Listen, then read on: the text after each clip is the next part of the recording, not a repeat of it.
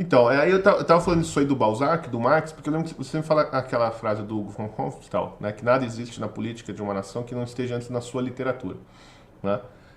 E quando a gente vê isso acontecendo, né, com os textos do Marx e com relação ao Balzac, né, e, e outros autores também têm isso, né? Por exemplo, tem o romance do padre Benson, que nós publicamos até, que chama O Sonho do Mundo, que ele escreveu em 1910, né? E ele fala assim, existe um conflito entre uma tentativa de criar um governo mundial, e aí a única forma de resistir a isso, quem única que resiste isso é a Igreja Católica. Mas eu não sei explicar esse negócio, então eu vou escrever um romance para ver se as pessoas entendem do que eu estou falando, né? E aí você lê esse romance lá de 1910, acho, 1908, é isso, Tom? É. E, e essa, pô, o cara tá falando agora, né? Parece o conflito que o João Paulo II tentou resolver, né? E vários desses autores assim que somam para nós como proféticos, né? Então o que eu queria perguntar, Olavo, o que tem na literatura, né? Por que esse, vamos dizer, esse modo de discurso ele é tão fundamental e tão diferente que às vezes tem coisas que a gente não consegue compreender, né, com os discursos analíticos, com o discurso dialético, né, com um historiador, né, defendendo uma tese, ou um cientista explicando, um cientista social explicando determinada situação, mas quando a gente lê, né, num romance, aquilo tudo fica claro, né? Às vezes até na nossa vida, assim, às vezes a gente lê uma peça de teatro ou um romance e fala, porra, é isso aí mesmo que eu tô passando e eu não sabia o que era, mas é o que esse cara aí tá passando. Não sei o nome, mas é isso. Né? O que há na literatura que parece que precede, né, certas experiências e quando a gente lê, ela não só precede como ela molda. Fala, porra, eu só sei falar dessa experiência pessoal que eu tenho usando esses símbolos, esses termos que foram criados, sei lá, por Shakespeare, por Dante, pela tradição literária de alguma maneira. Pois bem, isso aí você tem que apelar para a teoria dos quatro discursos. Porque o que é o discurso poético? Ele é a especulação do possível, né? Não do real, factual, do possível. Ou seja, são acontecimentos que talvez não tenham acontecido, mas poderiam acontecer. Nesse sentido, é que Aristóteles dizia que a poesia chega a ser mais verdadeira do que a história.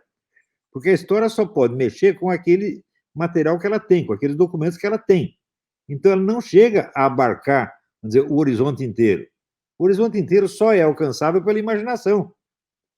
Toda história, como toda ciência, ela começa por recortar um pedacinho da realidade que é acessível aos métodos dela, e daí ela estuda só aquilo. Então, se você falar, por exemplo, hoje em dia se fala concepção científica do universo. Isso não existe. Toda concepção científica é limitada, vamos dizer, a um horizonte de fatos que está ao alcance de determinada ciência. Então, isso quer dizer, para você pegar a coisa com um sentido um pouco maior, só pelo discurso poético, meu filho. Porque quando passa por retórico, né, o retórico já limita. Né? O que é o discurso retórico? É defesa e ataque de certas possibilidades determinadas. Não tem essa abertura do discurso poético.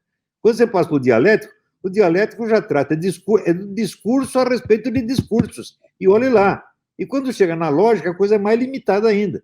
Então, é uma espécie de pirâmide, está entendendo? Quer dizer, o mundo amplo só existe na literatura. Por isso que quem não tem cultura literária nunca vai ter sentido da realidade, por mais que estude. E é isso que os nossos políticos, empresários, economistas, administradores e generais não sabem. Eles não têm cultura literária. Né? Você vê, eu até que nem estudei tanta coisa, mas a primeira coisa que eu fiz foi engolir toda a literatura brasileira e ler um bocado de literatura francesa, inglesa, italiana, espanhola, etc, etc. Né? O Fry... Quanta gente né? no Brasil leu Pio Baroja. Eu sei o seguinte, o Josué Montello leu e o Otto Maria Carpo leu. E os outros? Não sabem. Então, a literatura é de uma riqueza imensa, né? Então, professor, o Fry usa uma imagem no livro A Imaginação Educada, que é a literatura te apresenta uma espécie de apocalipse humano, né? Ela vai do tipo mais nobre ao tipo mais rebaixado, né? Todas as possibilidades de vida, no fim das contas, né? Que é o elemento ali que ele explora melhor no grande código, né? Exatamente. Qual é o tipo de discurso que Deus usa? Deus escreve um discurso dialético, escreve um discurso lógico? Não, ele faz um discurso poético.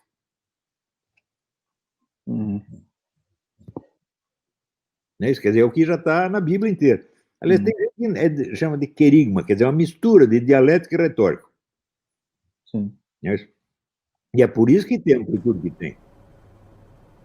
Como é que... Mas o próprio Cristo ensina por meio de parábolas, né, não com tratados teológicos. Exatamente, né? também é discurso poético. São historinhas. Claro. Então, por isso que eu digo, a imaginação é a função cognitiva fundamental.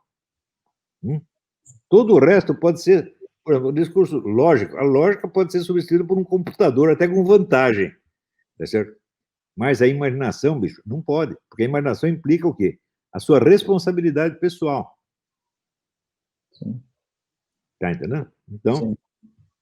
quer dizer, a imaginação abre você para o horizonte inteiro da realidade, o qual você vai conseguir expressar só um pedacinho, mas esse pedacinho contém dentro dele, tá certo? Como potencial todo o resto. É por isso que a obra literária tem muitos significados. Ela está aberta para muitos significados, mas todos eles são análogos. Todos eles têm uma estrutura parecida, né? E isso é um aprendizado básico. Quem não sabe isso, não sabe falar. Quem não sabe falar, não sabe pensar.